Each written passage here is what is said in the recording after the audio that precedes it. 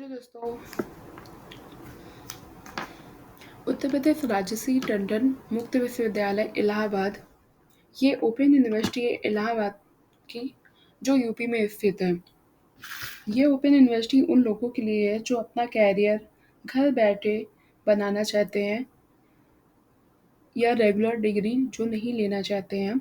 यहाँ कई कोर्स चलाए जाते हैं, कई डिग्री मिलती हैं।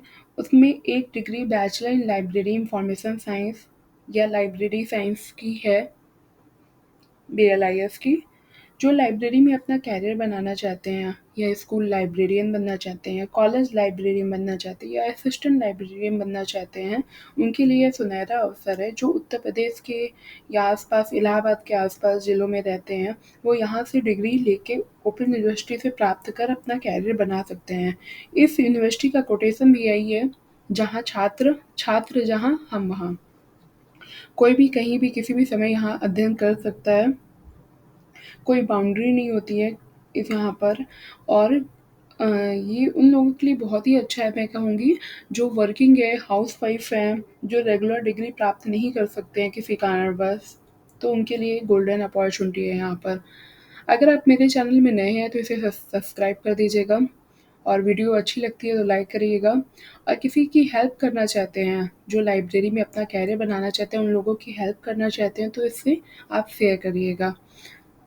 चलिए पढ़ते हैं बहुत ही सिंपल तरीके से, बहुत ही सरल तरीके से। आज हम यहाँ पर पढ़ने जा रहे हैं BLI 03 पुस्तकालय वर्गीकरण प्रथम खंड, फर्स्ट वॉल्यूम है।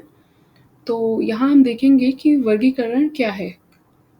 पहले हम देखेंगे क्लासिफिकेशन क्या होता है, फिर उसके बाद देखेंगे लाइब्रेरी में क्लासिफिकेशन क्या होता है। दो अलग अलग चीज़ें हैं। पहले हम देखेंगे क्लासिफिकेशन क्या होता है, फिर हम देखेंगे लाइब्रेरी में क्लासिफिकेशन क्या होता है। पुस्तकालय वर्गीकरण, परिभाषा, उद्देश्य एवं कार्य। इस चैप्टर में इतना है। पुस्तकालय वर्गीकरण बताया गया है और उसकी परिभाषा, उद्देश्य और कार्य बताए गए हैं। ठीक है, तो आइए इसमें क्या है पढ़ते हैं। प्रस्तावना, उद्देश्य, वर्गीकरण, वर्गीकरण की परिभाषा, पुस्तकालय वर्गीकरण, फिर पुस्तकालय वर्गीकरण की परिभाषा, आवश्यकता, उद्देश्य एवं कार्य, ये सारी चीज़ यहाँ पर दिए गए हैं। उद्देश्य और कार्य किसी और वीडियो में हम डालेंगे, नहीं तो ये वीडियो लंबी हो जाएगी। हम यहाँ पर एक अच्छा कॉन्सेप्ट समझते हैं कि पुस्तकालय वर्गीकरण होता क्या है, लाइब्रेरी क्लासिफिकेशन क्या होता है। उसके पहले हम देखते हैं इंट्रोडक्शन।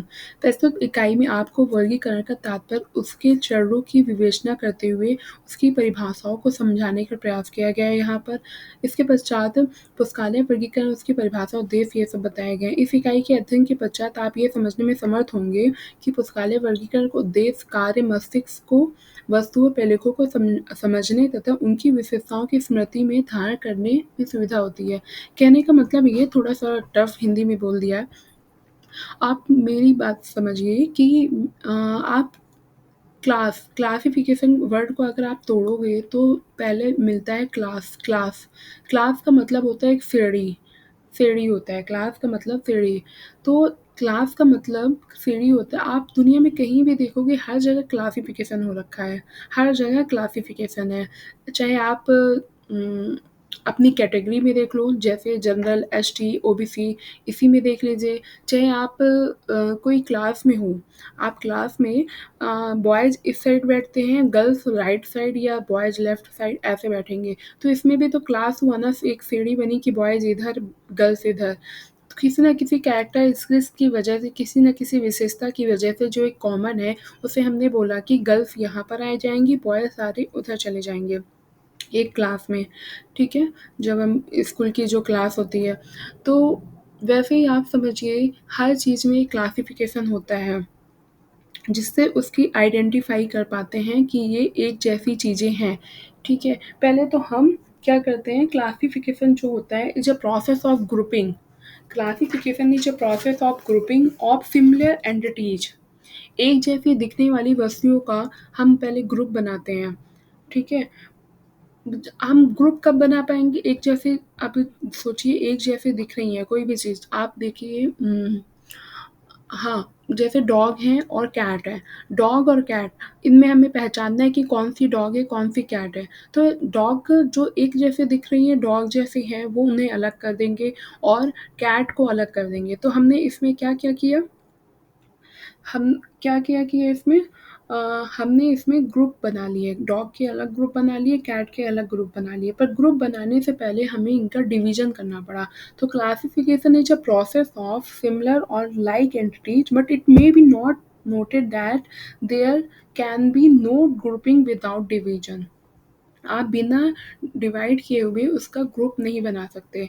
तो बेसिकली क्लासिफिकेशन आपको समझ में आ रहा होगा कि पहले हमें उनको एक जैसी दिखने वाली चीज़ों को अलग-अलग करना पड़ता है। एक चीज़ इधर की, एक चीज़ उधर की। वो किसी न किसी कैरेक्टरिस्टिक से कोई न कोई उनमें सिमिलैरिटी होती है, उस वजह से हम वो चीज़ को अलग करते हैं। है ना? तो अब आपको ये डेफ़िनेशन अच्छे से ये पहचानना भी समझ में आ जाएगा।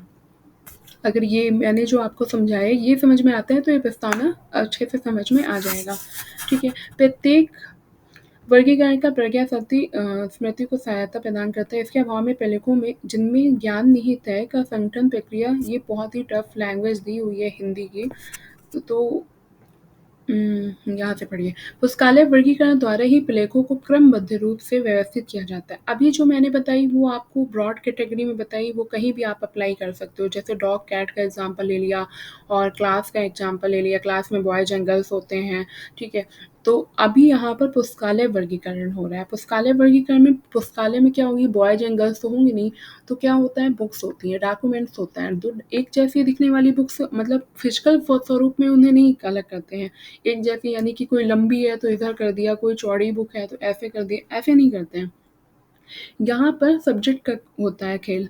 सब्जेक्ट का कैसे होता है कि मैथ की बुक को एक साइड रख दिया, लाइब्रेरी साइंस की बुक को एक साइड एक जगह पे रख दिया, साइंस की बुक को एक साइड रख दिया, बायोलॉजी की अलग रख दिया, ठीक है?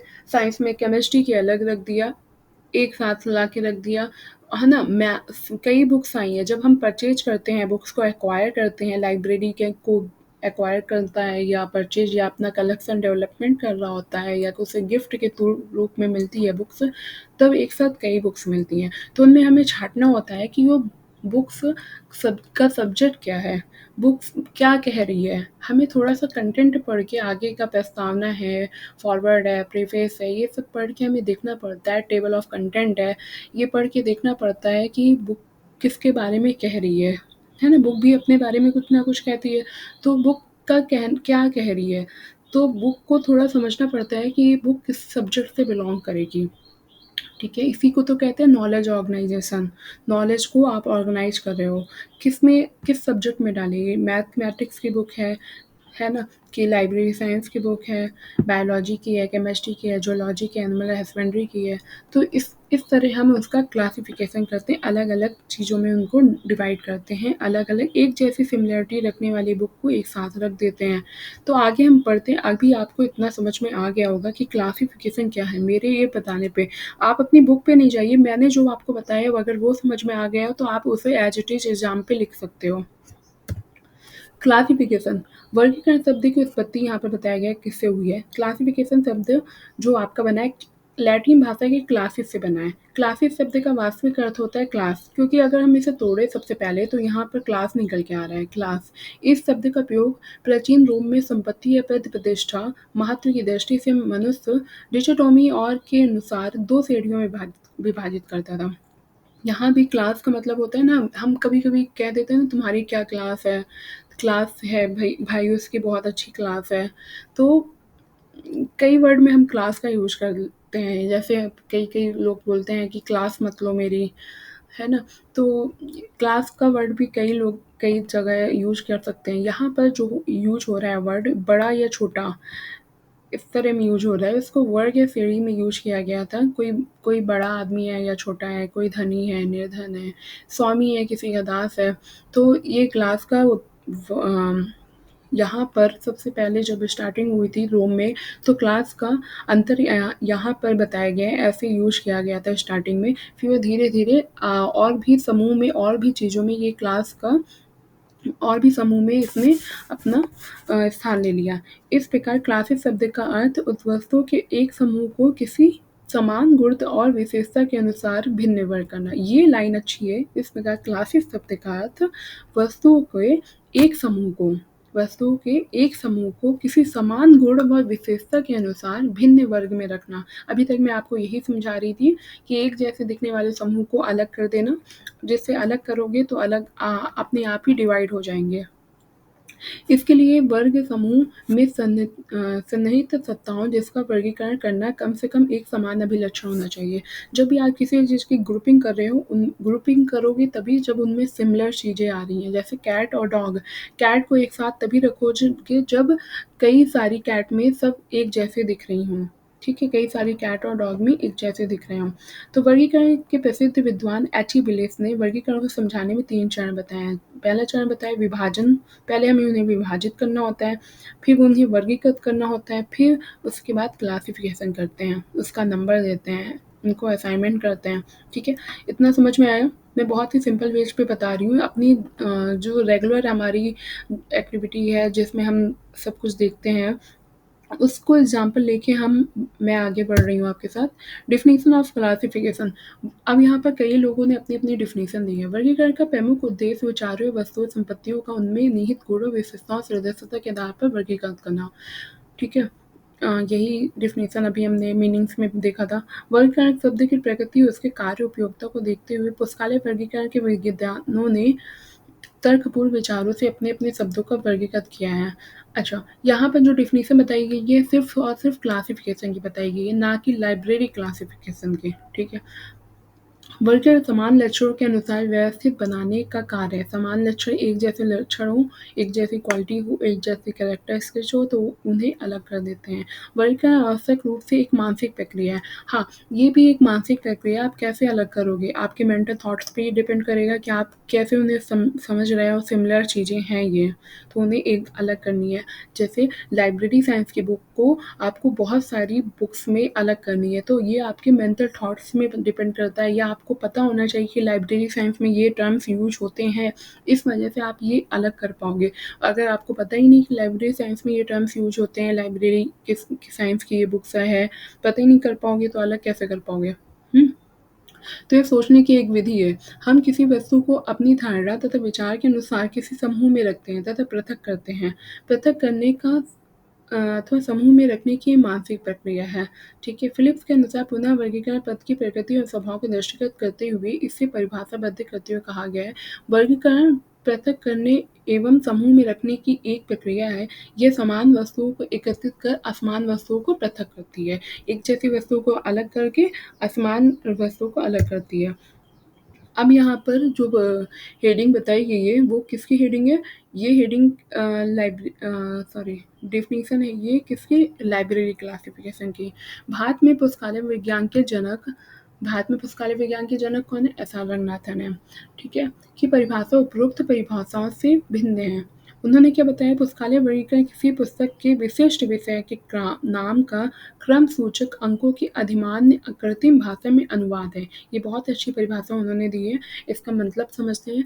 पुस्तकालय वर्गीकरण जो लाइब्रेरी क्लासिफिकेशन होता है वो किसी पुस्तक यानी कि कोई भी डॉक्यूमेंट्स हो सकती है, बुक्स हो सकती है, उसके विशिष्ट विषय वो जो विषय से वो सब्जेक्ट से बिलोंग करती है, जो स्पेशल विषय है उसके नाम का, जो विशिष्ट विषय है उसके नाम का, जैसे लाइब्रेरी साइंस है। तो क्रम सूचक अंकों की अधिमान्य कृत्रिम भाषा में अनुवाद है। मतलब उसका जो लाइब्रेरी साइंस का हम आर्टिफिशियल नंबर दे देंगे। आर्टिफिशियल नंबर समझते हो? एक कृत्रिम भाषा में उसका अनुवाद करेंगे। 2 टाइप की भाषा होती है, एक जो हम यूज करते हैं बोलने में, एक जो हम नेचुरल लैंग्वेज हम यूज़ करते हैं, बोलने में यूज़ करते हैं, वो भाषा होती है जिससे जो मैं यूज़ कर रही हूँ जिससे आप समझ रहे हो, एक वो भाषा होती है। एक कृत्रिम भाषा होती है जो एक सिंबल या कोट्स के माध्यम से यूज़ की जाती है। ठीक है, मैथमेटिक्स है वो भी कृत्रिम भाषा है, जो सिंबल कोट्स या ऐसे यूज़ की जाती है, वो कृत्रिम भाषा होती है, उसमें हम अनुवाद कर देते हैं। आगे आप देखोगे कैसे अनुवाद किया जाता है जब प्रैक्टिकल करोगे, कि लाइब्रेरी साइंस का 2 हो जा रहा है, एग्रीकल्चर का क्या हो रहा है, ठीक है, मेडिकल साइंस का मेडिकल का एल हो जा रहा है। तो ऐसे आप कई अनुवाद देखोगे। जब आप कॉलिंग क्लासिफिकेशन पढ़ोगे, डीवीडीसी पढ़ोगे, एक प्रक्रिया, एक प्रोसीजर है पूरा वो। एक ही विशिष्ट विषय से संबंधित अनेक पुस्तकों का अन्य क्रम सूचक अंकों द्वारा जो उसको नोटेशन दिया जाता है, उन नोटेशन के द्वारा जो पुस्तक की विषय वस्तु के अलावा अन्य विशेषताओं को प्रतिनिधित्व करता है। इनमें ये बताया गया है कि पूरा उसमें आर्टिफिशियल नंबर दे दिया जाता है। जैसे आपको आपका आधार कार्ड नंबर होता है ना? आधार कार्ड नंबर होता है, तो आधार कार्ड नंबर देते ही आपकी सारी इन्फॉर्मेशन निकल जाती है। अगर आधार कार्ड नंबर आपको अप्लाई किया जाए, उससे सारी इन्फॉर्मेशन आपकी निकल जाएगी, आपका डेट ऑफ बर्थ, आपका नेम, फादर नेम, एड्रेस, और पैन कार्ड नंबर होता है। उसी तरह बुक्स को भी नंबर दिया जाता है, जिससे बुक्स में नंबर ही डायल करते हुए बुक्स की सारी बिब्लियोग्राफिक इन्फॉर्मेशन निकल जाएगी। बिब्लियोग्राफिक इन्फॉर्मेशन क्या होती है कि बुक के बारे में सारी इन्फॉर्मेशन, बुक का टाइटल कौन है, पब्लिशर कौन है, एडिशन कौन है, और बुक किस सब्जेक्ट से बिलोंग करती है, कॉल नंबर क्या है बुक का, कितने पेज की है, कितने वॉल्यूम में है, कितने सीरीज में आई हुई है, उसका एडिटर कौन है, ये सारी इन्फॉर्मेशन बिब्लियोग्राफिक इन्फॉर्मेशन होती है, जो ये नंबर डायल करते हुए मिल जाती है। इस परिभाषा के अनुसार पुस्तकालय वर्गीकरण किसी विशिष्ट विषय को कृत्रिम भाषा के अंक प्रदान करना मात्र ही नहीं, अपितु एक ही विषय की अनेक पुस्तकों को पृथक व्यक्ति प्रदान करना भी होता है। यह कार्य पुस्तक के विशिष्ट विषय के अलावा पुस्तक के भौतिक स्वरूप और खंड इत्यादि को कृत्रिम अंक देना होता है। ठीक है? ये इसके बाद उसमें बुक नंबर दिया जाता है। जो कॉल नंबर होता है कई प्रोसीजर से मिलके बना होता है, class number, book number, collection number, ये वो बताया गया है, पर हमें यहाँ पर सिर्फ समझना था कि कॉल नंबर क्या होता है, वो सॉरी क्लासिफिकेशन क्या होता है, जो आप अच्छे से समझ गए होंगे। अगर आपको ये वीडियो अच्छी लगी हो तो आप इसे लाइक करिएगा, शेयर करिएगा। आगे मुझे बताइएगा कि मुझे कौन सी वॉल्यूम आपके लिए बनानी चाहिए यूपीआरटीयू में, और अगर आपको पर्सनल मुझसे गाइडेंस चाहिए, क्लास चाहिए, तो आप मुझसे कॉन्टैक्ट कर सकते हैं विद प्रैक्टिकल और थ्योरी की क्लास के लिए। ठीक है? तो thank you for watching video. Have a nice day.